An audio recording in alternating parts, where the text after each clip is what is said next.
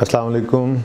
Lecture 56 start करते हैं Kaif one F R one का। अच्छा जी, माजरत मैं इतवार को ऑफ़ किया था, हफ्ते को ऑफ़ किया था। मसरूफियत की वजह से मैं ये क्वेश्चंस नहीं लिख के दे सका था। बहरहाल इट्स नेवर टू लेट, किए हुए सवाल ही दोबारा करने हैं। तो मोहतरम ये ज़रा जूम इन करके थोड़ा सा दिखा दें। ये टर्म टेस्ट की तैयारी के लिए आप ये काम कर लें, एक बार सुन लें। प्रैक्टिस सेट 13 से 19 चेंज इन एस्टीमेट के शॉर्ट क्वेश्चंस हैं। 10 मिनट में ये सवाल रिवाइज हो जाएंगे। फिर पास पेपर 1, 4B, 10, 11, 12, 13, 14 करंट बुक के हिसाब से ये पास पेपर हैं। Past paper PP stands for past paper, PS stand for practice set, QB stand for question bank. Question bank 4 और 7 भी कर लेंगे, या ये 16 की रिवीजन। IS 23 के अंदर प्रैक्टिस सेट 17, पास पेपर 1, 4, 5, 7 कर लेंगे। और बाकी इन 4 टॉपिक्स में 36, 40, 20 और statement of changes in equity के अंदर आपने कर लेना है kindly follow logical sequence lectures का।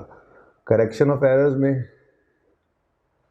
मैं लिखना भूल गया था, 2-3 सवाल कर लें इसके भी, जो किए हुए हैं अच्छे तरीके से ही वही कर लें, ठीक है। वैसे स्टेटमेंट चेंज इक्विटी के अंदर क्या होगा, उसके अंदर भी वो पास पेपर 1 और 2 हमने किया हुआ है, ठीक है। बस वो काफ़ी, हाँ, क्वेश्चन बैंक 1 से 5 तक आप कर लेंगे। क्या चीज़? हाँ, ताज़ा ताज़ा है ना, ठीक है। अच्छा, प्रैक्टिस है इसमें ना करेक्शन ऑफ एरर में पास पेपर 13 कर लें, स्काई इलेक्ट्रॉनिक्स 14 कर लें, टाइमथी, और 17 कर लें, नलतर, काफ़ी है, ठीक है जी। तो ये इंशाल्लाह आप प्रिपरेशन कर लें। होपफुली इसको कर लेने के बाद आप कंफर्टेबली इन टॉपिक्स के टर्म टेस्ट में अपीयर हो सकेंगे, ठीक है जी।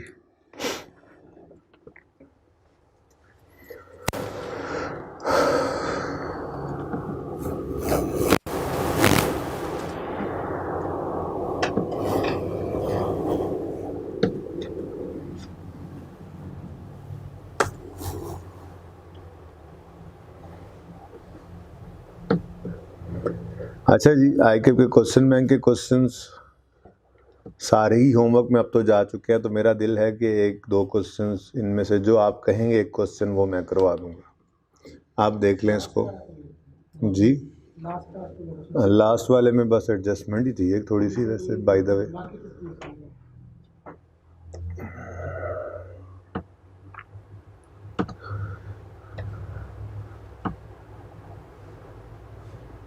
मैं जरा नोट्स पे भी नज़र डालना चाहूँगा कि आज हल्की आंच पे और क्या पढ़ा जा सकता है। कल इंशाल्लाह नया टॉपिक स्टार्ट करेंगे। तो फिज़िकल वाले बच्चों, जब आप लोगों को ये लेक्चर मिलेगा और आप सुन रहे होंगे, तो कल नए कपड़े पहन के ईद वाले तैयार श्यार होके आइएगा। होपफुली कैश फ्लो स्टेटमेंट कल स्टार्ट कर देंगे, होपफुली।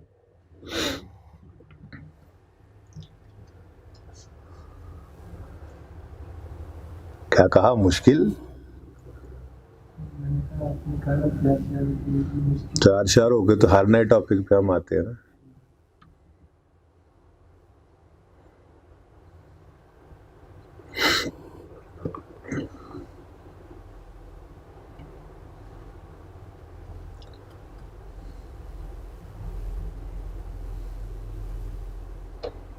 जी, आज आपको माशाल्लाह काफ़ी सारी थ्योरी पढ़नी पड़ेगी और कुछ चीज़ें ऐसी होंगी ज़ाहिर जो इसमें रहती होंगी, वो मैं करवा दूंगा आपको। चलें जी, क्वेश्चन बैंक की तरफ मूव करते हैं। क्वेश्चन बैंक 1 देख लीजिएगा, कोई आपके लेवल का है नहीं है, बड़ा आसान सा सवाल है, सिर्फ प्रेजेंटेशन है, ठीक है जी। क्वेश्चन बैंक 2 पाक क्वेश्चन लिमिटेड, ये आप लोगों ने किया था? अच्छा, चलो। थर्ड में कोई मसला? ये पूछना था, अगर मैथमेटिकली दी हुई हो तो जिस पर स्पेशली मैथमेटिकली बहुत रहता है। जी, मैंने आपको ये अर्ज़ किया था कि EPS के टॉपिक में जाके इसकी सिग्निफिकेंस बनेगी। वैसे मैंने आपको कहा था कि ये जो market price immediately before entitlement date given होती है ना, इससे आपका फ़िलहाल कोई लेना देना नहीं है। आपने इशू प्राइस के ऊपर क्योंकि जो इशू प्राइस है वो पैसे आने हैं आपके पास, कैश डेबिट, और वो जितना फेस वैल्यू से ऊपर होगा वो फेयर वैल्यू वो उसमें चला जाएगा शेयर प्रीमियम में, और फेस वैल्यू चली जाएगी शेयर कैपिटल के अंदर। तो जो इशुएंस कॉस्ट है आपने सिर्फ उसी को लेना है, मार्केट प्राइस को आपने इग्नोर करना है, ठीक है। ओके, कोई मसला और जी इसमें? No sir. थर्ड में कोई मसला भाई? No sir. Fourth no sir. ज़रा पॉज कीजिएगा जी। तो भाई थर्ड में कोई मसला है तो बता दो अभी, फिर ना कहना। ओके, फोर्थ में कोई मसला है तो बता दो। इसमें बोनस के शेयर भी मिल सकते हैं, हम लोग रिटेन अच्छा, अब इसमें ना अच्छा फिफ्थ में देख लो भाई, फिफ्थ। कैसे इसका थोड़ा सा बता दें कि उसमें ना उसने पहले इनिशियल शेयर शुरू कर दिए ईयर के स्टार्ट में, और बाद में जो एनुअल डिविडेंड किया ना तो उसमें शेयर कैपिटल की परसेंटेज में इनिशियल के शेयर नहीं दिए थे। ये बात यार जरा पढ़ लेते हैं सवाल को, इससे पिछले में तो मसला नहीं आया ऐसा कुछ। चले ठीक है, 6 में बस ये एडजस्टमेंट ही थी, आप लोग वैसे ही परेशान हो रहे हैं बस, पता नहीं क्यों। नज़र आ रहा है सवाल भाई? देखो नहीं नज़र आएगा अब तो। रिक्वायरमेंट है make statement of change in equity for the year ended 31 December 18 and 19, ignore taxation impact if any. ठीक है जी, 18 और 19 की चेंजेस इन इक्विटी बनानी है हमने, ठीक है। अच्छा जी, तो बना लेते हैं भाई ज़रा सवाल को थोड़ा सा जितना को हो सके। 6 क्वेश्चन भी, नाम भी छुपा रहा हूँ मैं 6 क्वेश्चन का, ठीक है।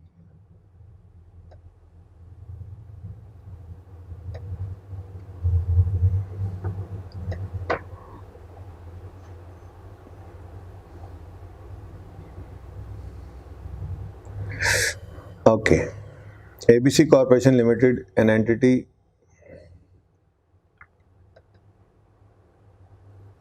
listed in Pakistan Stock Exchange, is in the business of manufacturing and sale of cars. Company year end is December. Below is the relevant information. Opening balances यकम जनवरी 18 के गिवन है, ये गिवन ना हो तो निकालने आने चाहिए, और आइए सेट में जाके हम इसको सीखेंगे भी। सी रिटेन अर्निंग का बैलेंस गायब कर दिया करेगा तो फिर कोई बात नहीं, हमें पता है रिटेन अर्निंग का कॉलम या लेजर क्या है। ओपनिंग होता है, प्रॉफिट होता है, डिविडेंड होता है और क्लोजिंग होता है, ठीक है ना। तो अगर हमें ओपनिंग नहीं गिवन मिसाल के तौर पे, और सवाल के अंदर प्रॉफिट गिवन है, डिविडेंड गिवन है, क्लोजिंग गिवन है, तो निकल नहीं सकता है ना। हाँ चलें, ऐसे ही बड़ा आई सेट की तैयारियां चल रही हैं। ओके, वैसे आई सेट भी शुरू कर सकते हैं, कोई पता नहीं, आई सेट ही शुरू कर दें, देखेंगे। ABC कॉरपोरेशन के बारे में कहता है जी, ओपनिंग बैलेंसेज हैं, opening share capital at par value of 10 per share, share premium, general reserves और ओपनिंग रिटेन्ड अर्निंग्स। ठीक है जी, शेयर कैपिटल भी आ गया, शेयर प्रीमियम भी आ गया, जनरल रिजर्व्स भी आ गए और रिटेन्ड अर्निंग्स भी आ गए। असल में ना सबसे ज़्यादा आई सेट के अंदर जो यूज़ होने वाला टॉपिक है ना सबसे ज़्यादा, वो या तो करेक्शन ऑफ एरर हम पढ़ आए हैं, ठीक है, या फिर ये स्टेटमेंट इन इक्विटी के अंदर वो सवाल करवा लेता है। इनकम स्टेटमेंट बैलेंस शीट तो वैसे आपके सिलेबस में नहीं है कि मैं कहूँ कि income statement balance sheet final accounts पहले पढ़ा लूँ फिर आई सेट पढ़ाऊँगा, ज़रा अच्छा है यार उनकी ज़रा रिवीजन, वो तो आपने अब बनाने नहीं है, तो फिर जाहिर सी बात है हो सकता है चेंज भी हो जाए। कपड़े बहरहाल नहीं पहन के आने हैं, इंशाल्लाह टॉपिक नहीं करेंगे, ठीक है ना। ओके, ये मैं आज वैसे ही बस टाइम पास करूँगा, थोड़ा सा इसके अंदर चीज़ें पढ़ाने की कोशिश करूँगा जितनी पढ़ा सका। हाँ जी, टाइम पास ही करना है ना, आप लोग फिर कल आ जाएंगे तो फिर न्यू टॉपिक स्टार्ट। हाँ, तो नहीं बनानी सीखी हुई तो फिर बना दो भाई, सवाल भी किया हुआ है। हाँ भाई, इनकम स्टेटमेंट बैलेंस शीट उस तरह से नहीं है, लेकिन आप नॉन प्रॉफिट ऑर्गेनाइजेशन में जाओगे तो बैलेंस शीट तो वहाँ बनानी ही पड़ेगी ना, ठीक है। लेकिन अब करेक्शन ऑफ एरर उसने डाल दिया है, तो उसके अंदर ये सवाल भी डाला हुआ है कि अपनी किताब में, तो इंट्रो पढ़ के भी तो आए हो ना, वो उनके मुताबिक तो आप पढ़ के आए हो इंट्रो, ठीक है। जिन्होंने एग्जामिनेशन लिया वो इंट्रो प्लस R1 पढ़ रहे हैं, तो उन्होंने तो सब टेस्ट कर लेना, उन्हें क्या मसला, ठीक है। अच्छा ओके, ओपनिंग बैलेंसेस आ गए, ठीक है। On 28 February company issued IPO। असल में ना ये राइट इशू नहीं है, ये IPO है, इनिशियल पब्लिक ऑफरिंग, वो जो इसमें प्रोस्पेक्टस बनता है, पता नहीं क्या कुछ होता है, लॉ आप लोगों ने पढ़ा होगा, ठीक है ना। तो इनिशियल पब्लिक, जनरल पब्लिक को ये ऑफर की है, ठीक है। ऑफर किए 5 मिलियन शेयर, 75% सब्सक्राइब हुए सिर्फ, तो 75% सब्सक्राइब हुए, इसका मतलब 5 मिलियन को तो फिर भूल ही जाओ ना, वो उसका 75% जो है वो हमारी एंट्री में आना है, ठीक है जी। और मनी रिसीव हुआ है कब, सब्सक्राइब भी हुए और रिसीव भी हुए कब, 31 मार्च को। तो 28 फरवरी को भाई जाओ डालो साइड पे, 31 मार्च है रेलेवेंट डेट जिस दिन हमने एंट्री करनी है। हमारे पास कैश किस दिन आया, 31 मार्च पे, तो हमने एंट्री की cash debit 3.75 million I think बनता है ना, 3.75 मिलियन शेयर्स, 5 मिलियन का 75%, ठीक है ना। अब वो 3.75 मिलियन शेयर्स हमने इशू किए, कैश हमें रिसीव हुआ और 25 रुपये ईच।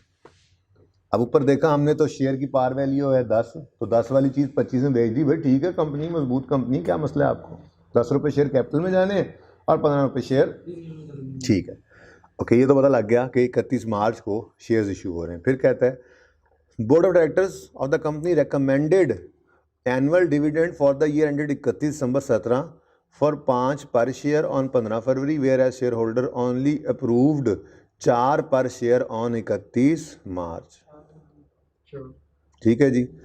अच्छा, डेट कौन सी रेलेवेंट, 31 मार्च, ठीक है जी।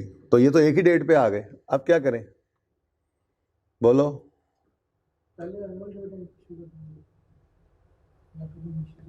हाँ भाई बोलो बोलो, एनुअल डिविडेंड पहले कर दें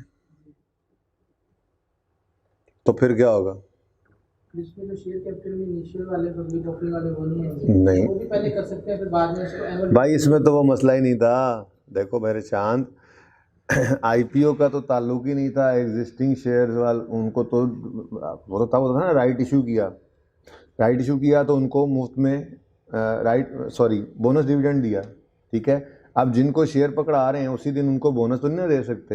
अब ये बात तो मैं कह रहा था कि राइट इशू वालों के ऊपर नहीं अप्लाई होती है, तो फिर बाहर से आ रहे हैं लोग, तो पहली बार लेके आ रहे हैं पैसे, ठीक है ना। तो ये वैसी सिचुएशन बन रही है कि हमने सेम डेट के ऊपर कैश और बोनस दिया तो पहले कैश कर दिया था, ऐसे ही है ना। अब ये ₹5 पर शेयर है तो इसका मतलब ये कैश डिविडेंड है, ठीक है ना, ओके। अच्छा, तो भाई कौन से शेयर्स लोगे फिर, ये 3.75 मिलियन भी लोगे या सिर्फ ऊपर वाले, सिर्फ ऊपर वाले। आगे कहता है board of directors of company approved interim dividend, interim खुद ही अप्रूव कर लेते हैं, एजीएम तो होती नहीं है हाफ ईयरली के बाद, ठीक है ना। अप्रूव्ड इंटरिम डिविडेंड ऑफ ₹1 पर शेयर।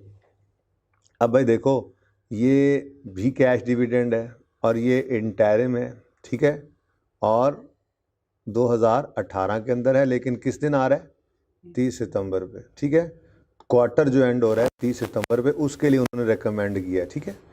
तो अब तो भाई अगर डिविडेंड मिल रहा है तो ये तो भाई बात बहुत आगे निकल गई, 6 महीने तक उन लोगों ने पैसा इन्वेस्ट किए रखा है, इसीलिए तो करते हैं पैसा इन्वेस्ट, डिविडेंड मिलेगा। तो अब ये जो ₹1 पर शेयर डिविडेंड मिलना है, ये पुराने शेयर होल्डर्स को भी मिलना है और ये जो आईपीओ में नए हैं उनको भी मिलना है। एनुअल प्रॉफिट्स हैं फॉर द ईयर 31 दिसंबर 18 175। उसके बाद ये एक अजीब सी एडजस्टमेंट है, इसको बाद में देख लेते हैं, ठीक है, अभी इसको देख लेते हैं। फिर उसके बाद board of directors approved bonus shares of 10%। लो भाई बोनस शेयर आ गया, शेयर आया अप्रूव ही कर दिए इन्होंने, ठीक है। Of the outstanding shares on 30 June 2019 which were duly credited in share holders account on 31 August 2019।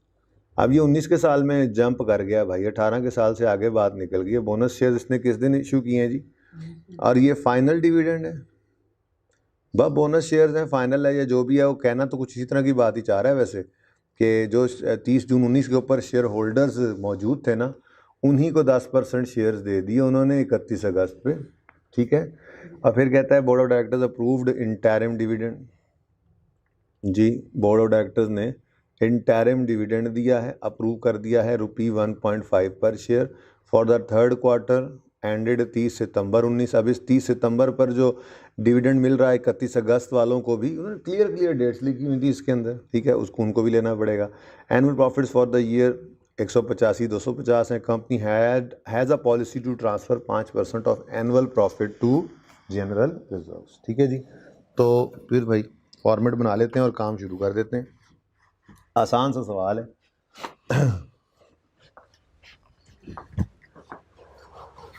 General reserves हैं और रिटेन्ड अर्निंग्स है, शेयर प्रीमियम है, शेयर कैपिटल है, बस रिवैल्यूएशन सरप्लस नहीं है। ओहो, नाम बताओ बिजनेस का। ABC corporation limited. मेरे दोस्त आप आ चुके हैं इधर। अच्छा, उसके बाद statement of changes in equity for the year ended 31 दिसंबर। अच्छा, अब इधर देखो 18-19 की जो बनानी है ना, अब यहाँ से तैयारी आई है सेट की, मैं शुरू करा देता हूँ आपको, ठीक है ना। फॉर द ईयर एंडेड 31 दिसंबर 19 है, लेकिन इसमें 19 और 18 दोनों ने आना होता है। असल में फाइनेंशियल स्टेटमेंट ऐसे बनती हैं, आपको पता ही है, कंपैरेटिव ईयर भी शो करना होता है, तो 19 का कंपैरेटिव 18 ही होता है ना, ठीक है। अब इसका तरीका क्या होगा ये सुन लें ज़रा। नहीं भाई उधर ही रहे, मैं तो मोबाइल रखने आया था। इसका तरीका ये है कि आपने ज़रा ध्यान से सबकी तवज्जो हो, ये समझो आइए सेट की तैयारी शुरू हो गई। ओपनिंग बैलेंस लिखना है, ठीक है जी। फिर क्लोजिंग बैलेंस लिखना है,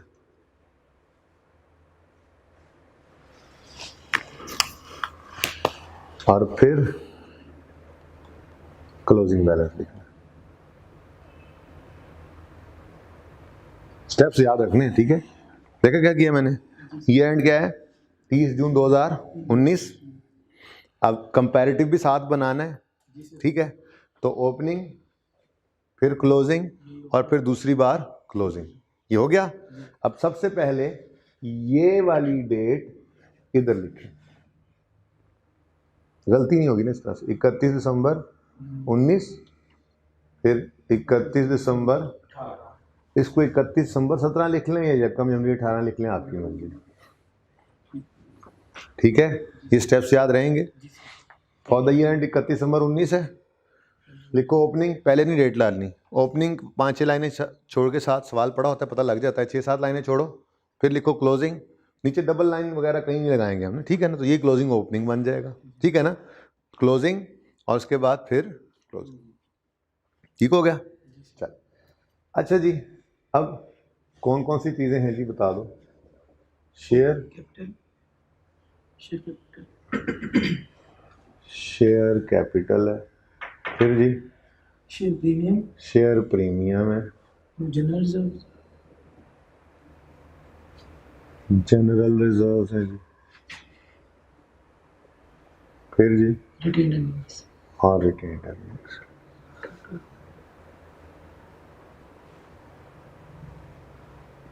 ठीक, चलिए ओपनिंग बैलेंसेस लिख लें। फिर ये क्यों बंद हो गया, मैंने बंद किया, मैंने ऑन ही नहीं किया था। अच्छा, तो आप लोग क्या देख रहे थे इधर से, बुक पे देखे जा रहे हैं। चलें ठीक है जी, फिर बुक से ही देख के ज़रा ओपनिंग बता दें। और मैं तो कहता हूँ मिलियंस में ज़रा ज़्यादा ही पॉइंट्स लग जाएंगे, तो थाउजेंड्स में कर लेते हैं क्वेश्चन, ठीक है। तो रुपीज़ इन थाउजेंड्स,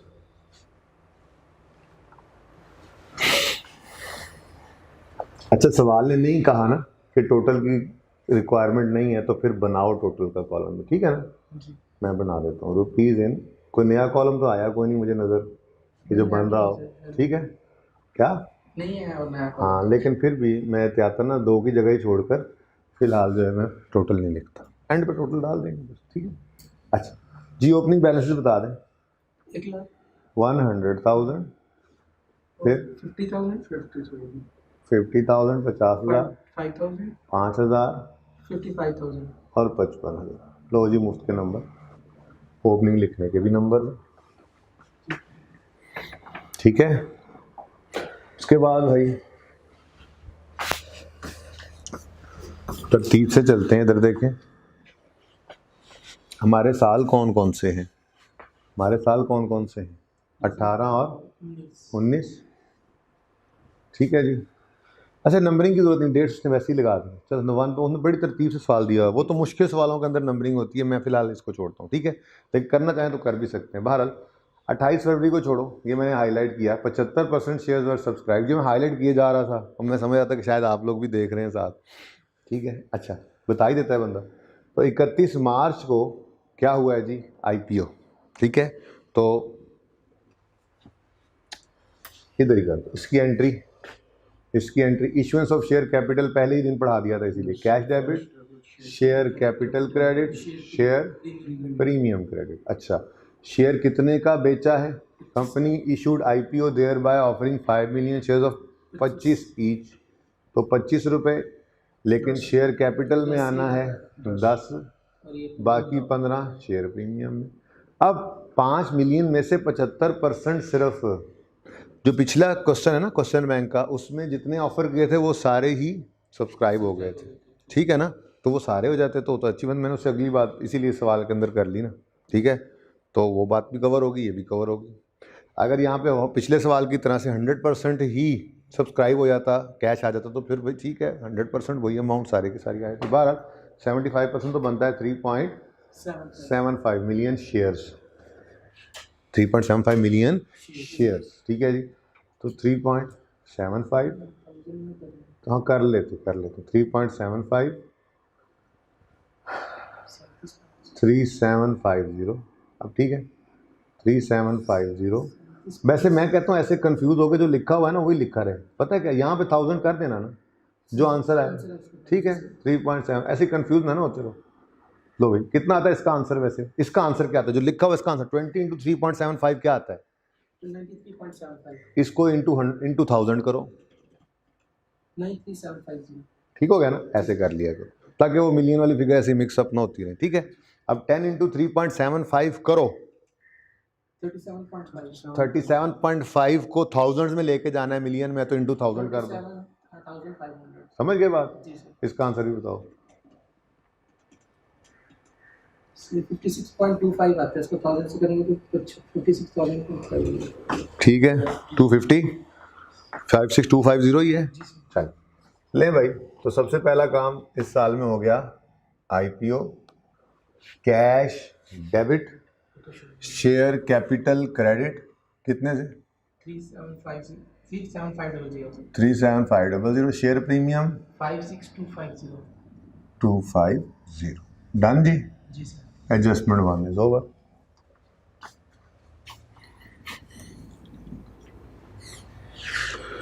फिर कहता है जी नंबर 2 में, बताया था ना आपको रुपीस में अगर डिविडेंड दे दे तो किस तरह से हमने उसका, वो सिंपली वो जो है ना परसेंटेज तो अप्लाई होती थी ना रुपीस के ऊपर, यहाँ पे चूंकि पर शेयर डिविडेंड दिया हुआ है तो फिर नंबर ऑफ शेयर्स निकालने पड़ते हैं, बस इतना सा फर्क है, ठीक है। Okay, board of directors of company recommended annual dividend for the year 31 December 17 for 5 rupees पर शेयर, फिर है share holders approved only 4।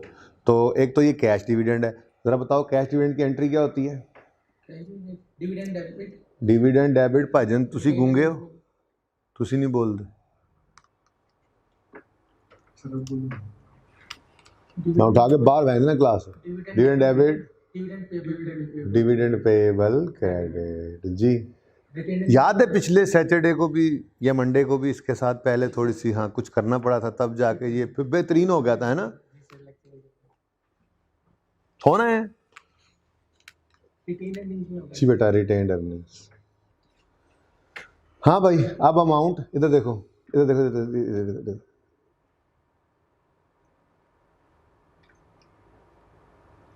Number of shares सिर्फ ये नहीं है कि भाई यहाँ से 1 लाख शेयर 1 लाख रुपया उठा लो, ये देखो असल कहानी ये हो चुकी है, आईपीओ पहले हुआ है, अब इस वक्त शेयर की सिचुएशन ये है कि 1,37,500 रुपये, 1000 में बात कर रहा हूँ, 1,37,500 रुपये का शेयर कैपिटल हमारे पास मौजूद है, ठीक है।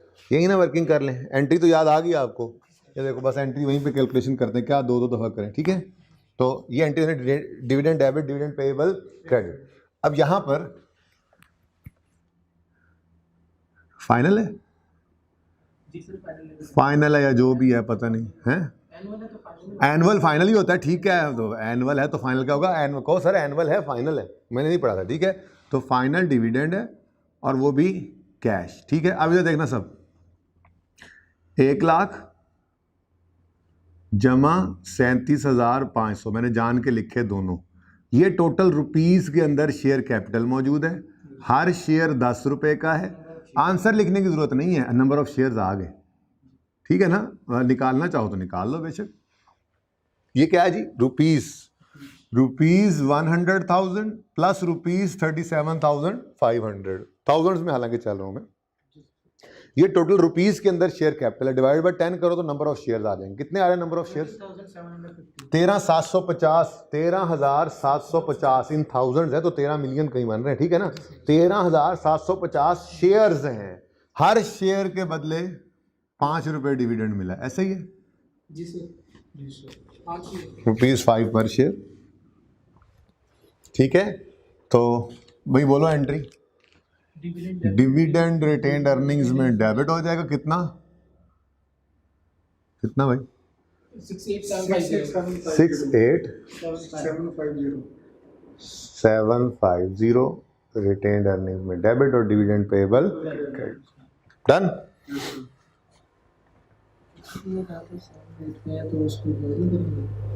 सेम डेट पे इशू हो रहा है तो 37,000। सेम डेट है, हाँ ओ मैं भूल गया भाई, 31 मार्च और ये 31 मार्च है, सही फरमा रहे हैं जी आप। भैया ये करेक्ट कर लें भाई, वो मैं डेट को ध्यान ही नहीं दिया भाई, वो बस जज्बात के अंदर कर गया। अब अच्छी बात है, चलो अच्छी बात होगी। अगर सेम डेट है तो सिर्फ ये क्या हमने भी करते हैं पहले खुद ही ऐसे। हाँ चलो अच्छी बात है। तो आप और मैं एक ही जैसे कन्फ्यूजन्स का शिकार होते हैं, ऐसे ही है ना, पर्चे में ना हो जाना। डिवाइडेड बाय ₹10, ठीक है भाई बताओ। 50,000, ठीक है भाई, समझ आई। वो मैं डेट भूल गया था, एक ही दिन है, ठीक है, एक ही दिन हो तो फिर ये तो आज ही पैसे लेकर आए, ये तो आज ही शेयर लेकर आए, मैंने पहले लिख दिया, चलो अच्छा हुआ पहले लिख दिया, पहले डिविडेंड नहीं बोला, उसने तरतीब भी ये रखी थी, ठीक है ना। ये तो आज ही पैसे लाकर उन्होंने जमा करवाए, आज ही इनको क्यों डिविडेंड दे दें, इनके पैसे ने पैसा कमा भी लिया, ऐसे नहीं होता। समझ रहे हो ना बात को, लॉजिकली बात समझ आ रही है, ठीक है। अच्छा okay, number 3, board of director of company approved interim dividend of ₹1 for the third quarter ended 30 नवंबर 18, ये भी इधर ही है। तो इंटरिम डिविडेंड और ये भी कैश में दे रहे हैं, बोलो इंटरिम। अच्छा सर डिस्कशन करते हुए कहा था कि ये पहले में नहीं आएगा दूसरे में आएगा, है ना। अच्छा चलो भाई, अब वही वाला काम, ₹100,000 प्लस ₹37,500। अब इनका पैसा भी बिजनेस में इस्तेमाल होके पैसा कमा चुका है, अब ये भी डिविडेंड के लिए एंटाइटल्ड हैं। ₹10 से डिवाइड किया, नंबर ऑफ शेयर्स आ गए, और कितने रुपए डिविडेंड दे रहे हैं? 4 पीसेस शेयर मैंने कुछ किया। चंदा देख लो, यस सर, 4 पर शेयर है, ठीक है। तो ₹4, श्योर ना? Yes okay. अच्छा भैया देखो जरा, ये फाइनल डिविडेंड क्या ढूंढ रहे हो अब्दुल्ला? ये लग रहा है ₹1 है, ये ₹1 नहीं है बेटा जी। तो आपने 4 क्यों लिखा है? ऊपर वाले में 4 है ना। हाँ तो वो भी 4 ही होना चाहिए था। ये सब चीज़ें आप लिखवा रहे हैं बेटा मुझे। अगर अप्रूव शेयर होल्डर ने 4 किया है तो एक जो बातें मैं डिस्कशन में बता के आया हूँ वो आप डाटा तो आपने उठा के मुझे देना है ना यार। पता नहीं क्या कर रहा है यार क्लास में। सारी बातें मैं क्लास क्वेश्चन के अंदर डिस्कस की हैं, सिर्फ सॉल्व करने आया हूँ। अब जो बातें वहाँ डिस्कस करके आया हूँ यहाँ पे आप उलट बता रहे हो जी। 40,000 कोई बात नहीं, बारह रिलैक्स हो जाओ, बच्चे कम है ना सर, प्रेशर बहुत है हम पे। अच्छा और यहाँ पे क्या आएगा जी? ₹1। बात पता नहीं किधर लेके जा रहा था, आप कहीं और ही लेके। हाँ बोलो पहले आप इसका। 13,750 से सर अब हमने सही बताया, आप सही लिख नहीं रहे। 13,750 retained earnings debit, dividend payable credit, ठीक है। अच्छा मैं कहने लगा था, मैं मार्कर लेने गया था, ये फाइनल डिविडेंड ऑफ 17 और ये इंटरिम डिविडेंड ऑफ 18, ठीक है। ओके और जी कुछ ध्यान रखा करो ना यार इन बातों का। ओके अब एनुअल प्रॉफिट्स आ गए 31 नवंबर 18 के, कितने हैं? 175,000। प्रॉफिट एनुअल प्रॉफिट ही लिख दो आप कहोगे जी। और TCI भी हमने तो लिखना सीखा हुआ है, पर रिवन सरप्लस तो है कोई सवाल के अंदर ही, ठीक है ना। तो ये प्रॉफिट ही सिर्फ आ रहा है, ठीक है। तो ठीक है उसने एनुअल प्रॉफिट लिख के हम भी एनुअल प्रॉफिट लिख देते हैं। एनुअल प्रॉफिट ऑफ 18 ऐसा ही है जी सर। कितना? 1,75,000 175,000 ऐसे ही है। Yes sir. अच्छा, अब ये रिटेन्ड अर्निंग्स में आ गया, लेकिन आखिरी पॉइंट बिल्कुल सही फरमा रहे हैं आप, आखिरी पॉइंट को तवज्जो में रखा हुआ था आपने। पॉइंट 4 हो गया, और साथ ही 9th पॉइंट क्या है, कंपनी हैज़ अ पॉलिसी, हर साल ये फिर काम, पॉलिसी का मतलब था जो हर साल कंसिस्टेंटली अप्लाई हो रही है, ठीक है ना। Company has a policy to transfer 5% of the annual profits to general reserves. तो ट्रांसफर्ड टू जनरल रिजर्व्स, ये देखो 175,000 का कितने परसेंट, 5%। कितना बनता है, 8750, 8750। 8,750, 8750 डेबिट कर दो रिटेन्ड अर्निंग में से, और क्रेडिट कर दो जनरल रिजर्व। और तो कुछ नहीं है भाई।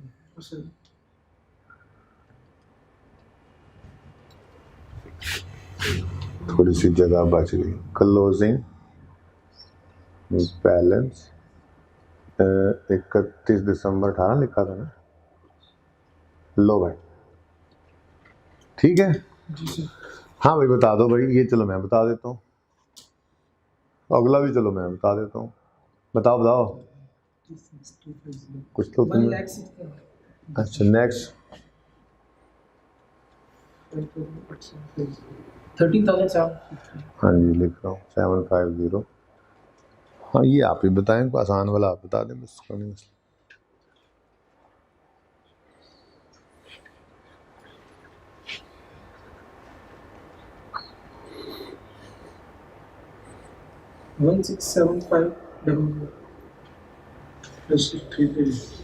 चेक सही है, चलो। हाँ या फिर दोवां दा गलत है। नहीं सही है। अच्छा जी, अब इस पॉइंट को ज़रा फिलहाल छोड़ देते हैं, ठीक है। मैं ये पूछता था आपसे, इस तरह का एक एडजस्टमेंट आते चक्कर में टाइम थोड़े बिल्कुल इग्नोर करके बाकी कंप्लीट करते हैं क्वेश्चन। हाँ तो कोई मसला नहीं, इग्नोर कर सकते हैं नहीं टोटली क्यों यार, कुछ तो कर दो, उसका नेगेटिव मार्किंग तो है नहीं। जी। टाइम ख़त्म हो जाए तो फिर तो रह गया ना, लेकिन अगर टाइम पड़ा है तो आप इग्नोर करो तो मतलब आप ट्राई भी नहीं कर रहे। कर दो जो समझ आती है यार, जो समझ आती है, नेगेटिव मार्किंग। हाँ तो कोई बात नहीं, कोई बात नहीं, कोई बात नहीं, इसके गलत इम्पैक्ट का नंबर सिर्फ इसी का ही कटेगा, ठीक है। ओके, मैं इसको इसलिए इग्नोर कर रहा हूँ फिलहाल कि बाकी ज़रा फ्लुएंटली क्वेश्चन को 1 मिनट में कर लें। Board of directors approved bonus shares of 10%, ठीक है, ऑन 30 जून 2019।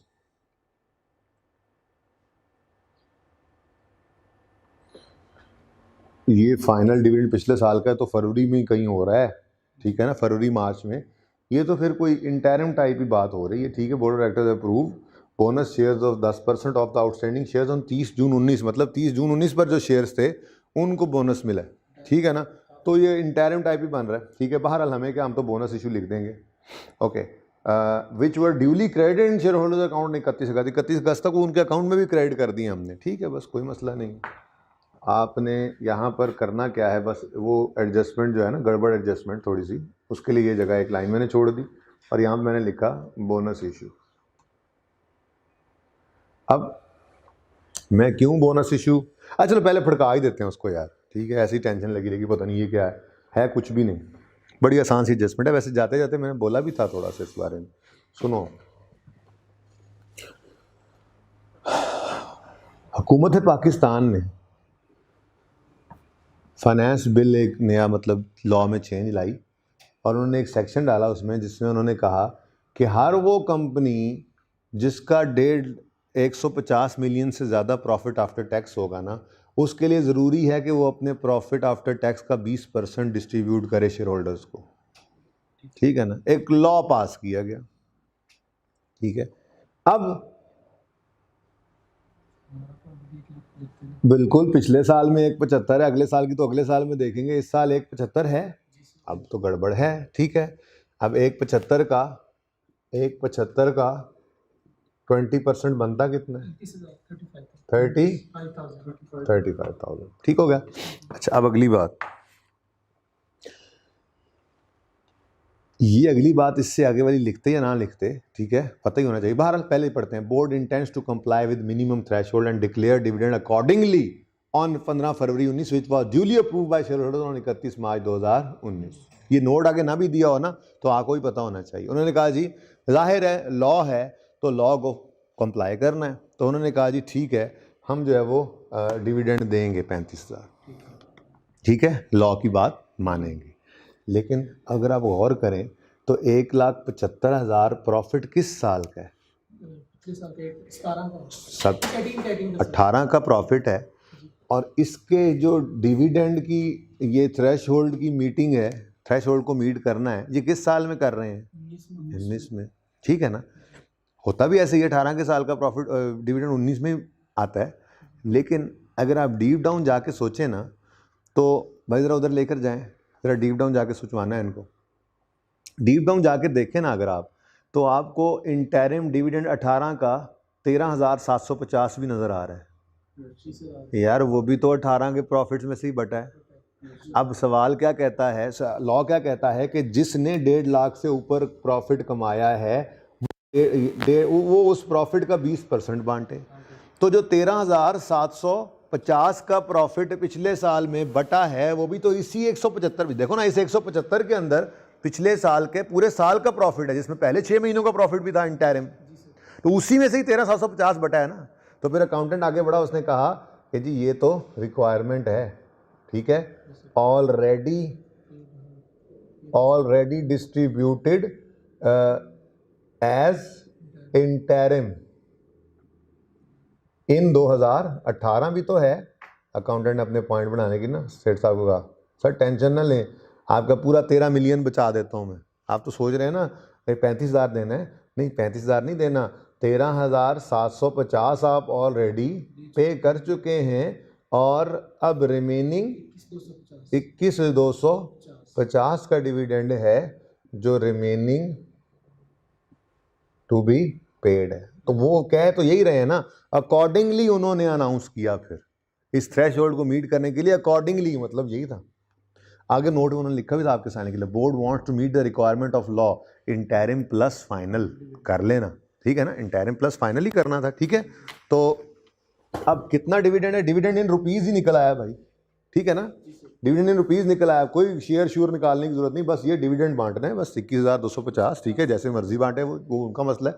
डिविडेंड की अमाउंट ही हमें चाहिए थी, वो आ गई। अब इसकी एंट्री बोलो। 21,250 हाँ जी, फाइनल डिविडेंड है ये, फाइनल डिविडेंड, और ये कैश भी है। मैं यूं लिख देता हूँ, इधर देखो आपको यहाँ समझाने के लिए, 1,75,000 का 20% होना था, पर 13,750 माइनस कर दिया, ये ठीक है ना, समझ आ गई बात। तो अब बाकी कितना बच गया जो अब करना है हमने, अभी तो लिख के आए वहां पे यार, वहीं से देख लो। 21,250 से डिविडेंड डेबिट, डिविडेंड पेएबल। अब इधर देखो, इन दोनों को मिलाओ तो क्या बन रहा है? 35,000 बन रहा है ना। अब देखो ना, ये भी 18 का था और ये भी 18 का ही है, तो 18 के प्रॉफिट्स में से ही तो हमने 35,000 बांटना था, ये कितना बन गया? 35,000 बन गया टोटल, ठीक है ना। ओके, बात आसान थी, बात मुश्किल कोई नहीं थी। ओके चल ठीक है जी, ऐसे ही पॉइंट मैंने कहा रोकें, क्या रोकना है इसमें, गया निकल गया। Number 6, board of director approve bonus shares of 10% on outstanding shares on 30 जून 19। 30 जून 19 पे क्या यार, जो 31/18 पे है उसके बाद कुछ हुआ ही नहीं, तो 30 जून 19 पे भी फिर यही आउटस्टैंड, ऐसे कंफ्यूज होता है ऐसी अंग्रेजी से। 30 जून 19 पे कौन सा आउटस्टैंडिंग है भाई, अगर दरमियान में कोई नए शेयर्स नहीं आए तो 31/18 वाले ही 30 जून पे 19 पे वही 6 महीने बाद आउटस्टैंडिंग है, ठीक है ना, क्योंकि कंपनी ने डिविडेंड देना है आगे कैश, और भी सितंबर में जाके, ठीक है। तो भाई ये बोनस इशू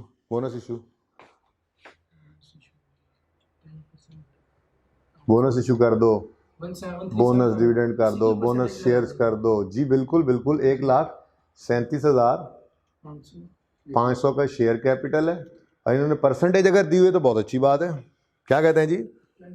10%, सुभान अल्लाह, इंटू 10% जी कितना? 13,750। अच्छा, अब इसमें दो राय हैं, ये बात भी कर लें, ठीक है, इसमें दो राय हैं।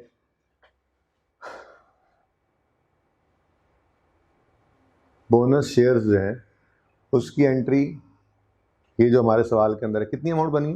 13,750। इसकी एंट्री आप यूं भी कर सकते हैं, डिविडेंड डेबिट रिटेन्ड अर्निंग्स में, और शेयर कैपिटल क्रेडिट 13,750, ये एंट्री भी हो सकती है इसकी। और इसकी ये एंट्री भी हो सकती है डिविडेंड डेबिट शेयर प्रीमियम में और शेयर कैपिटल क्रेडिट 13,750। ठीक है, जी सर।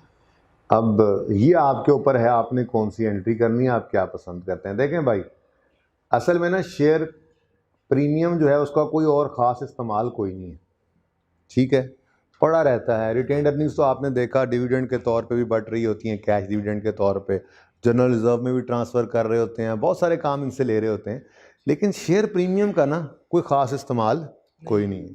तो हमारा कंपनीज एक्ट जो है ना वो कुछ कॉर्पोरेट प्रैक्टिसेस बताता है अच्छी, जिनमें एक ये भी है कि शेयर प्रीमियम को आप बोनस इशू के लिए इस्तेमाल कर लें। मस्ट नहीं कहता कि लाजमी करो, कर सकते हैं, ठीक है। अब आप चाहें तो आप ये एंट्री करें, चाहें तो आप ये एंट्री करें। आई कैफ लगे बच्चे कौन सी एंट्री करें, उन्होंने कहा बच्चे ये वाली एंट्री कर लिया करें। अगर कोई ये भी कर देगा तो हम उसके नंबर नहीं काटेंगे, एक बात। दूसरी बात, अगर कभी सवाल जो एक्सप्रेसली कह दे इस तरह से कि बोनस इशू हुआ है आउट ऑफ शेयर प्रीमियम, तो फिर क्या करोगे, फिर लाजमी हो जाएगी, ठीक है ना। तो ये एंट्री समझ में आती है। अच्छा, मिसाल के तौर पे शेयर प्रीमियम में पैसे कम पड़े हों, मिसाल के तौर पे हमने 100 रुपये का जो है वो शेयर कैपिटल बांटा, ठीक है, ये मुफ्त में शेयर्स बांटे, ठीक है। तो अगर तो ये एंट्री कर रहे हैं आप, ये वाली, तो आप एंट्री करेंगे डिविडेंड डेबिट रिटेन्ड अर्निंग्स में से 100 रुपये, ठीक है, और शेयर कैपिटल क्रेडिट 100 रुपये, ठीक है। जब इधर आएंगे तो अब डिविडेंड को आपने शेयर प्रीमियम में डेबिट करना है, और शेयर प्रीमियम में पड़ा ही सिर्फ 80 रुपये है, तो कोई बात नहीं, 80 इधर से फेंक दें, बाकी का डिविडेंड रिटेन्ड अर्निंग में फेंक दें। अगर ये करना चाहें और शेयर प्रीमियम कम पड़ा हो तो मैं बता रहा हूँ फिर भी किया जा सकता है, ओके। जितना है वहाँ तक तो ख़त्म कर ही सकते हैं, ठीक है, लेकिन हमारे सवाल में ऐसा कोई मसला नहीं था। तो किताब के सलूशन के अंदर असल में ना ICAP के पास पेपर के सलूशन के अंदर देखी, पुरानी बात थोड़ी सी देखा तो उसमें शेयर रिटेन्ड अर्निंग्स को वो कर रहा था। अभी ये क्वेश्चन बैंक जब भेजा तो इनके सलूशन के अंदर उसने शेयर प्रीमियम को हिट किया होता। तो फिर लास्ट टाइम हमने पूछा था तो उन्होंने कहा था कि जो मर्ज़ी कर लें, हम नंबर नहीं काटेंगे, इसलिए आप रिलैक्स रहें।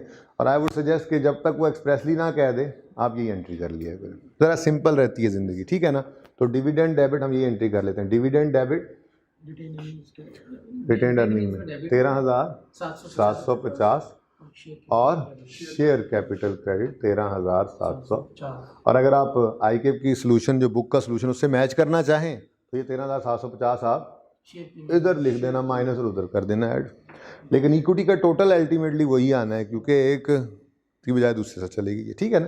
तो बहरहाल मेरा दिल तो ये कि आप ऐसे ही करें, बता दिया आपको मैंने, ठीक है जी।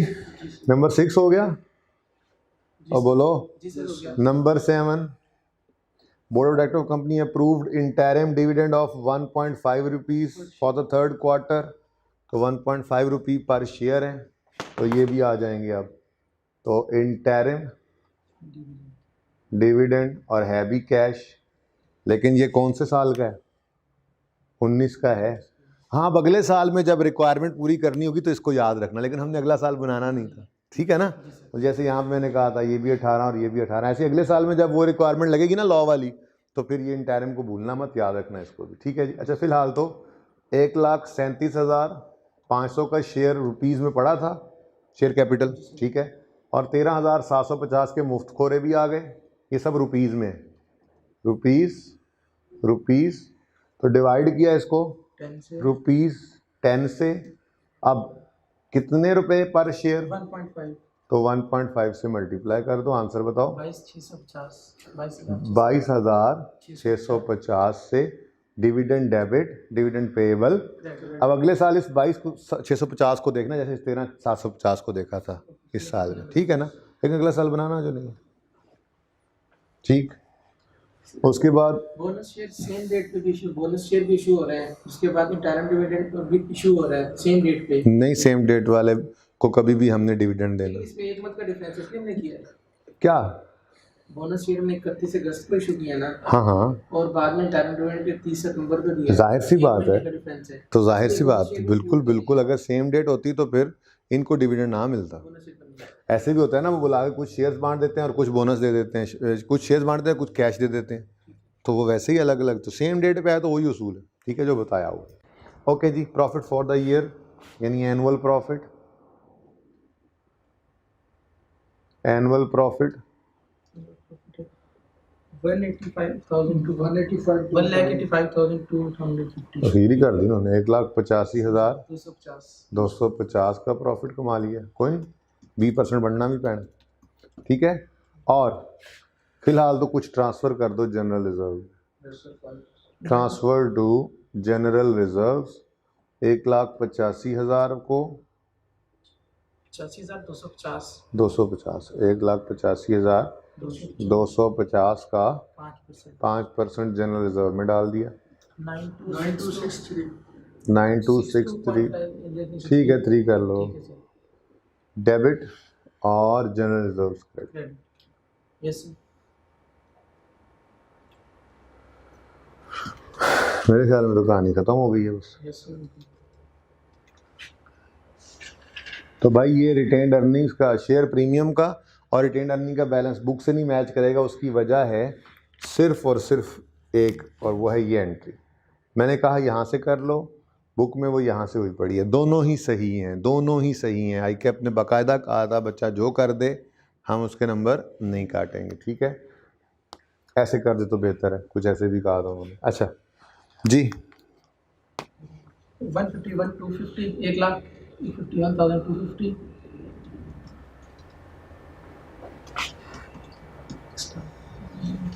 ये मुश्किल वाला मैंने लिख भी लिया और आपने अभी तक गलत 3,013 013 शेयर कैपिटल जनरल रिजर्व का बैलेंस कोई फ़र्क नहीं होगा आपके सवाल से, बुक के सोल्यूशन से।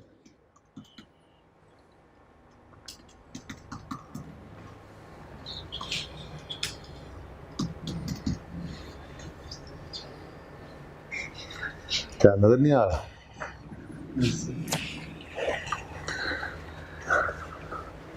285,837 285,837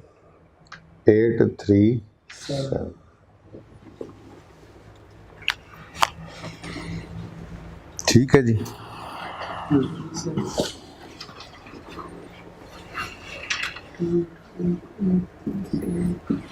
क्वेश्चन पी रहे हैं भाई, जब मैं बुलाऊंगा आपको आप आ जाइएगा।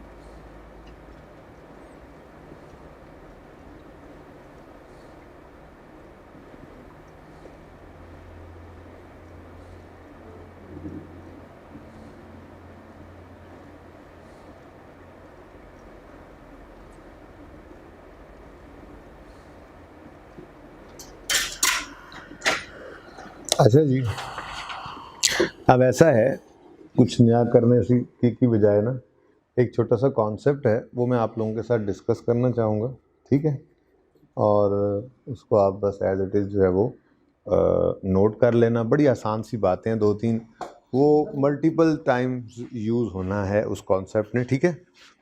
तो बस 10-1 मिनट उसकी बात करके फिर क्लास को ऑफ करते हैं, ठीक है? कल फिर इंशाल्लाह IAS 17 या IAS 8 इनमें से कोई एक, प्रोबेबली मुझे लग रहा है IAS 8 ही शुरू कराऊंगा मैं।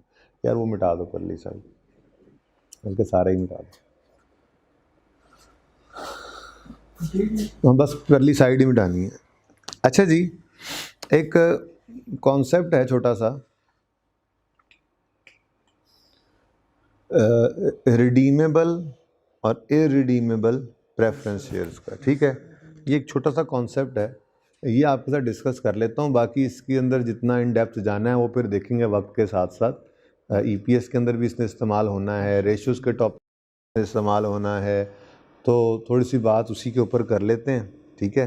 ताकि यहाँ पे भी थोड़े बहुत उसकी डेफिनेशन वगैरह आ जानी है, तो चूँकि आ ही रहा है तो उसको देख लें, ठीक है? तो उसकी बात कर लेते हैं।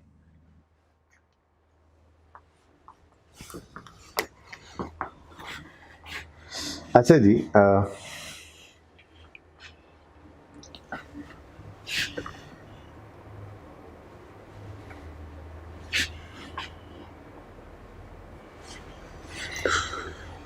कंपनी ने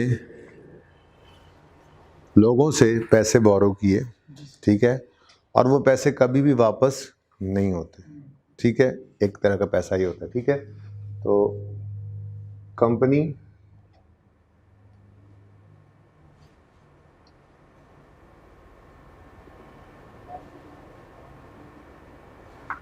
बल्कि यूँ कर लें,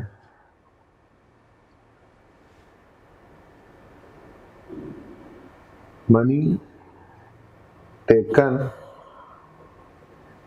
will never be returned। जो हमने पैसे लिए हैं, ठीक है, वो कभी भी रिटर्न अगर नहीं होने, तो ऐसे पैसे को, ठीक है, कंपनी टेक्स मनी और टेकन, अच्छा ऐसे ही ठीक था, money taken by company will never be return, ठीक है? तो ऐसी चीज़ को हम कहा करते हैं इक्विटी। क्या कहते हैं जी? इक्विटी।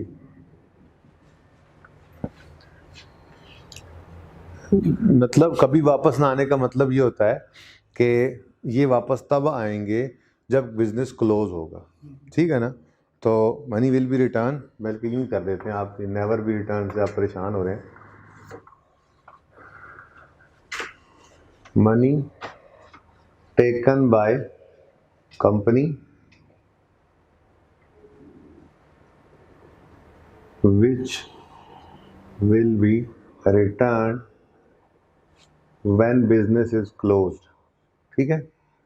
अब बेहतर है जी सर। व्हेन बिजनेस इज, जब बिजनेस बंद होगा तो ये पैसे वापस मिलेंगे। हाँ, आप ये शेयर जो मिलता है आपको, ये आगे ट्रेड कर सकते हैं, किसी और को बेच दें, लेकिन कंपनी ने ये 10 रुपये आपको वापस तब करने हैं जब बिजनेस क्लोज होता है, ठीक है? इसको कहा जाता है जी इक्विटी, ठीक है? और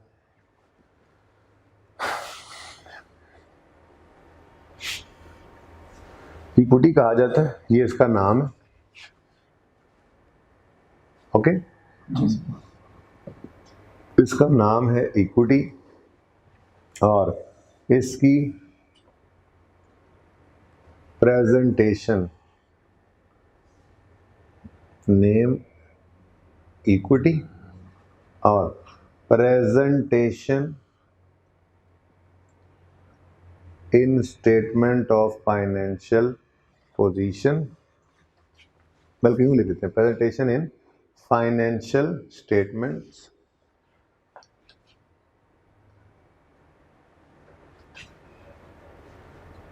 इन इक्विटी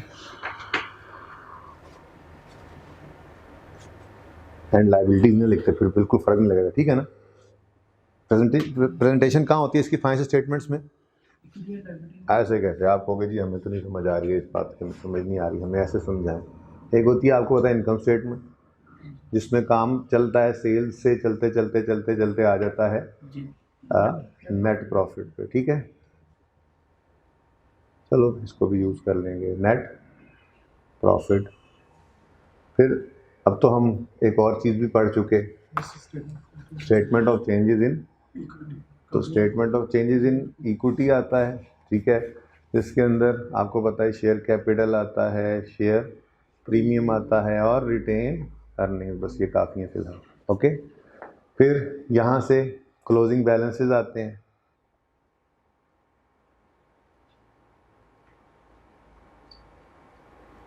और ये क्लोजिंग बैलेंसेस कहाँ जाते हैं जी? बैलेंस शीट के फेस पे जाके प्लेस हो जाते हैं, ठीक है।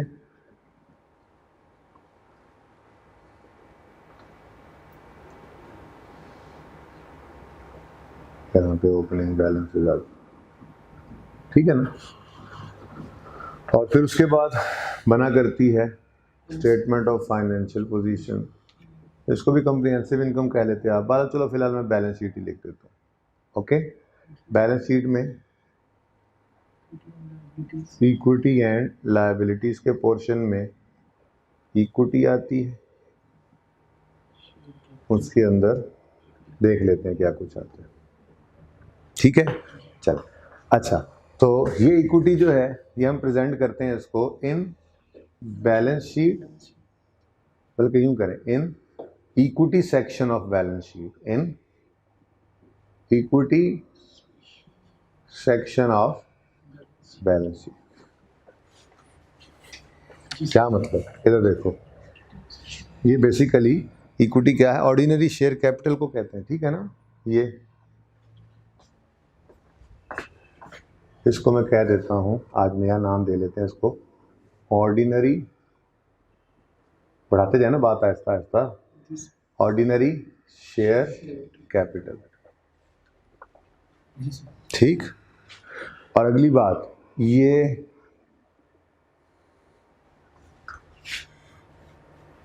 हमेशा के लिए आपको पता है इररिडीमेबल होता है, ठीक है ना, लेकिन इसको लिखता नहीं मैं फिलहाल, बस पता है आपको ऑर्डिनरी शेयर कैपिटल, जरूरत पड़ी तो लिख लेते हैं, ठीक है।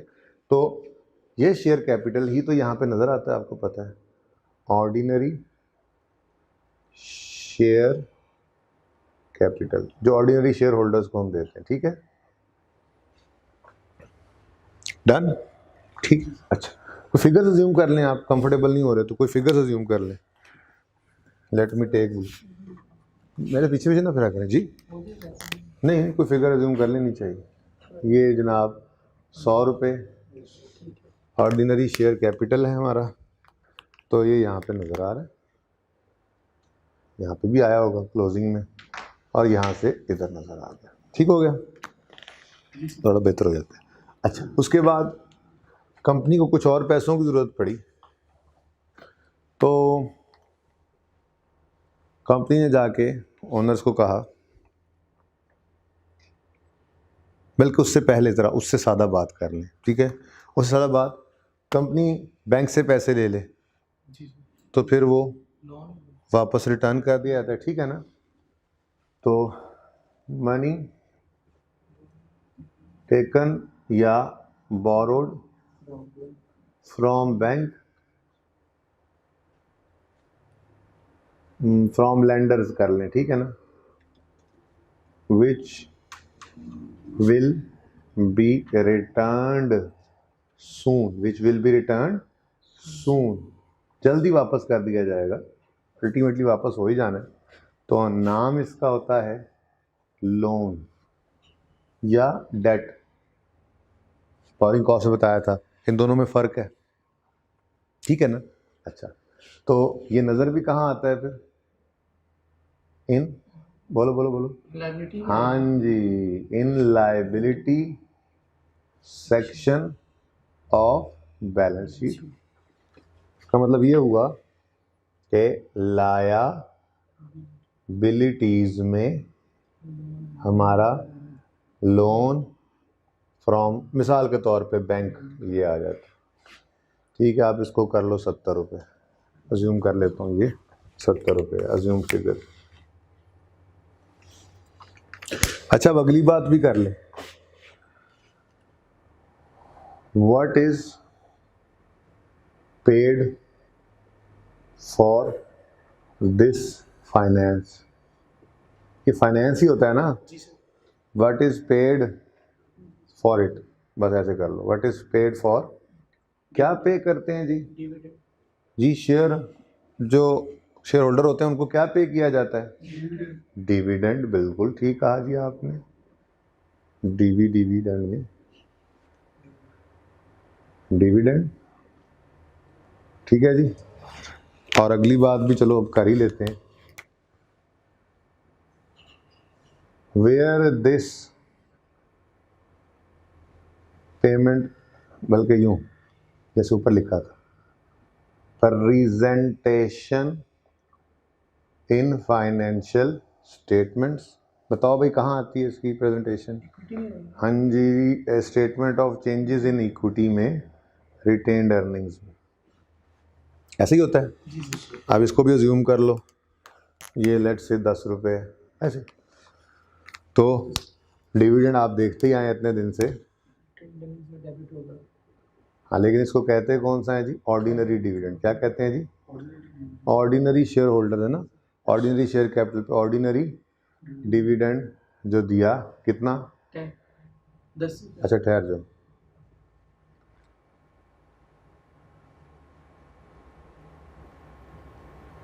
ऑर्डिनरी डिविडेंड आओगे जी, शेयर कैपिटल के आगे आ गया, कह रहे यार माफ कर दो थोड़ा बहुत, तो कितना 10, और तो इन नजर आता क्या, हमने शेयर इशू के अंदर शेयर कैपिटल में दिखाया है, भाई डिविडेंड दिया, डिविडेंड डिविडेंड दिया है, कैश दिया है। हाँ हाँ कैश दिया, ओके। अगली बात, लायबिलिटी के लिए क्या पे किया जाता है जी, इंटरेस्ट, और इसको प्रेजेंट कहाँ किया जाता है, इनकम स्टेटमेंट में, हाँ जी, इनकम स्टेटमेंट में फाइनेंस कॉस्ट यानी इंटरेस्ट एक्सपेंस के तौर। चलो जी, इसकी फिगर भी को ज्यूम कर लो ऐसे ही 8 रुपये, तो नेट प्रॉफिट से थोड़ा ऊपर करके यहाँ पे लेस हुआ करती है फाइनेंस कॉस्ट, तो वहाँ पे इंटरेस्ट एक्सपेंस ऑन लोन नज़र आएगा, कितना था, 8 रुपये, ठीक हो गया, यहाँ तक को मसला, ये तो पुरानी अकाउंटिंग है, ये तो हमने पढ़ रखी है, ठीक है। अब नई चीज़ की तरफ आते हैं, कंपनी को मज़ीद पैसों की ज़रूरत पड़ी, बैंक के पास के उन्होंने कहा हमने नहीं देने, ओनर्स के पास वापस गए और उन्होंने कहा थोड़े और पैसे इन्वेस्ट करो, ओनर ने कहा वापस करोगे, हमने कहा नहीं, जब बिज़नेस बंद करेंगे वापस तब करेंगे, मैंने कहा वो पैसे तो पहले भी डाले हैं, फिर आप पैसे आपको ज़रूरत है, आप हम दें, हमें क्या फ़ायदा हो, हम मज़ीद घर से पैसा लेके हमें क्या फ़ायदा हो, उन्होंने कहा जी आपको पुराने वाले शेयर होल्डर से पहले डिविडेंड देंगे और आपसे कुछ बचेगा तो फिर उनको देंगे, लेकिन पैसे वापस अभी नहीं करने। तो यही वाली बात, क्या, money taken by the company which will B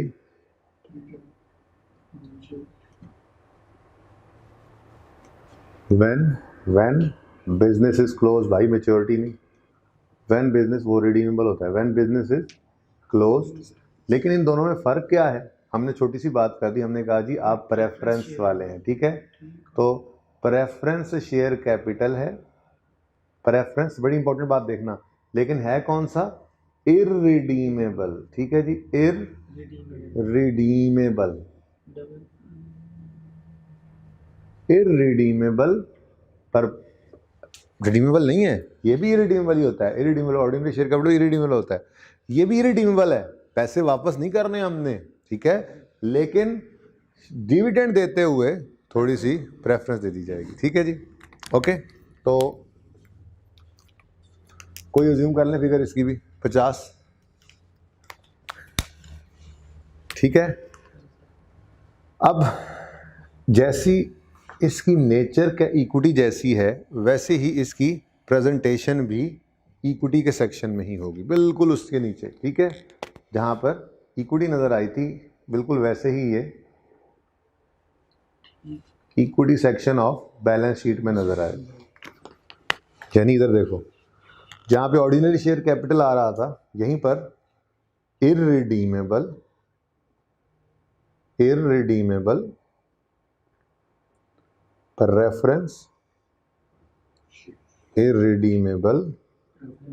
preference share capital भी आ जाए। कितना जी हमने अज्यूम किया? 50। अच्छा, पे क्या करते हैं जी इनको भी डिविडेंड। हाँ जी, लेकिन उसका नाम हम रखते हैं फिर प्रेफरेंस डिविडेंड। तो फिर आज पता लगा कि इन बेचारों का नाम है ऑर्डिनरी डिविडेंड, इनको ऑर्डिनरी डिविडेंड मिलता है, तो ये प्रेफरेंस डिविडेंड मिलता है। अज्यूम करें, कोई फिगर अज्यूम कर लें, 6 रुपये, ऐसे ही अज्यूम करता जा रहा हूँ फिगर। तो इधर देखो, इसका मतलब ये हुआ कि इनसे पहले प्रेफरेंस डिविडेंड मिलेगा, ठीक है जी, इररिडीमेबल, ठीक है ना। ये ज़रा मैं आगे आ गया हूँ, माजरत, ठीक है ना। बेसिकली मैं तो ये चाह रहा हूँ कि ये दोनों मिटा ही दूँ, समझ आई मतलब सर इसकी बात, ठीक है ना। तो इररिडीमेबल प्रेफरेंस शेयर्स के ऊपर जो डिविडेंड मिलेगा, ठीक है, वो पहले वो लिखेंगे हम, फिर कुछ बचेगा तो बाकियों का नंबर आएगा, ठीक है। सही हो गया, और यहाँ पे प्रेजेंटेशन भी आ गई, क्लियर। अब आगे बढ़े, यहाँ पे हमने लिखा प्रेजेंटेशन कहाँ है जी, statement of change in equity में ही है, रिटेन्ड अर्निंग्स में ही है, लेकिन बिफोर का आपको पता है, ठीक है। यानी नेचर इररिडीमेबल प्रेफरेंस शेयर्स की नेचर इक्विटी जैसी, तो बैलेंस शीट में भी इक्विटी में नजर आएंगे, और इनका डिविडेंड भी स्टेटमेंट ऑफ इक्विटी में रिटेन्ड अर्निंग में नजर आएगा, लेकिन पहले ऑर्डिनरी शेयर होल्डर्स से, ठीक हो गया। कंपनी की प्यास बुझ नहीं रही, ठीक है जी, तो कंपनी ने और पैसे मांगे। अब ओनर ने कहा हमें पैसे वापस दोगे, रिडीमेबल और प्रेफरेंस भी दोगे, तो फिर हम पैसे देने के लिए तैयार हैं। तो रिडीमेबल मैंने लिखा है जी, रिडीमेबल, पता नहीं समझ आ रहा होगा कि नहीं, बोल तो रहा हूँ ना, रिडीमेबल प्रेफरेंस शेयर कैपिटल, ठीक है जी। रिडीमेबल प्रेफरेंस शेयर कैपिटल भी जल्दी वापस करना पड़ता है, 5 साल 10 साल के लिए लेना पड़ता है। तो लोन मनी टेकन या बोरोड फ्रॉम लेंडर्स, इस केस के अंदर शेयर होल्डर्स ही होते हैं, ठीक है, विच विल बी रिटर्न, लेकिन लोन ही देते हैं ना वो एक तरह से, विच विल बी रिटर्न सून। तो इसको कहा जाता है जी रिडीमेबल प्रेफरेंस शेयर्स। क्या कहा जाता है जी? Redeemable preference shares. आपको जी बाकियों में तीर लगा हुआ, इधर नहीं लगा हुआ, हमें समझ नहीं आ रही क्या हो रहा है। Redeemable preference share capital. लो भाई, इसकी नेचर कैसी, इस जैसी, हाँ, इसकी नेचर लाइबिलिटी जैसी है, ठीक है। तो 90 रुपये, इसको ज्यूम करें 90 रुपये, ठीक है। तो अगर इसकी नेचर लाइबिलिटी जैसी है तो फिर ये नज़र भी कहाँ आएगा, रिडीमेबल प्रेफरेंस शेयर कैपिटल 90 रुपये, ठीक है जी। तो in liability section of balance sheet इसको प्रेजेंट कर देंगे, और इस पे क्या करेंगे, हाँ, प्रेफरेंस, बेसिकली वो होता तो इंटरेस्ट ही है, पर नाम उसका होता है जी प्रेफरेंस डिविडेंड, ठीक है ना। नाम उसका भी प्रेफरेंस डिविडेंड रखा जाता है, पर होता वो इंटरेस्ट ही है बेटा। ठीक है, अज्यूम करो कोई फिगर ऐसे ही 6 रुपये पहले भी आ रहे हैं, 7 कर लें जी। ओके, और ये 7 फिर जाता भी इनकम स्टेटमेंट में फाइनेंस कॉस्ट में। बस नाम डिविडेंड होता है, नाम, सिर्फ नाम का डिविडेंड होता है, डिविडेंड होता कोई नहीं। जैसे ये नाम का शेयर कैपिटल है, जैसे शेयर कैपिटल नहीं है, डेट है, तो इसकी कॉस्ट भी क्या है, तो ये भी यहाँ पे interest expense on redeemable. Irredeemable का तो डिविडेंड होता है ना, नीचे चले जाता है, देखो ये इरिडीमेबल इधर आ गए, और रिडीमेबल प्रेफरेंस शेयर कैपिटल कितना ही 7। ये नेट प्रॉफिट से ऊपर ही माइनस हो जाया करता है। ये बड़ी ही इंपॉर्टेंट डिस्कशन थी, इसको याद रखिएगा, वक्तन फवक्तन मैं इसको रेफर करता रहूँगा। ठीक है, ऑर्डिनरी शेयर कैपिटल ओनर घर से लाए, बिजनेस के बंद होने पे वापस मिलेगा। इक्विटी कहलाता है, इक्विटी सेक्शन में आता है। ऑर्डिनरी डिविडेंड देते हैं स्टेटमेंट ऑफ इक्विटी में, वो रिटेन अर्निंग में नजर आता था जो करते हैं। इरिडीमेबल प्रेफरेंस शेयर कैपिटल, कभी भी पैसे वापस नहीं होने, लेकिन डिविडेंड में प्रेफरेंस दी जाती है, जस्ट लाइक इक्विटी, इसलिए इक्विटी में नजर आएगा। डिविडेंड बस प्रेफरेंस डिविडेंड है, ऑर्डिनरी से थोड़ा सा ऊपर नजर आना चाहिए। ठीक है, लोन लिया बैंक से, लाइबिलिटी है, लाइबिलिटीज में नजर आएगा, उस पर जो पे करते हैं उसको इंटरेस्ट कहते हैं, फाइनेंस कॉस्ट में इनकम स्टेटमेंट में नजर आएगा। रिडीमेबल कहते हैं वापस हो जाने वाले, इरिडीमेबल वापस कभी नहीं, रिडीमेबल वापस हो जाना, रिडीम हो जाना। जो उनको लोन नोट दिया मिसाल के तौर पे, जो ये शेयर रिडीमेबल प्रेफरेंस शेयर का सर्टिफिकेट दिया, वो वापस आएंगे, तोड़वा लेंगे, पैसे ले जाएंगे, वो रख देंगे। तोड़वाना कहते हैं, बॉन्ड तोड़वा लिए, डॉलर तोड़वा लिए, ठीक है, रिडीम कर रहे हैं, ठीक है ना।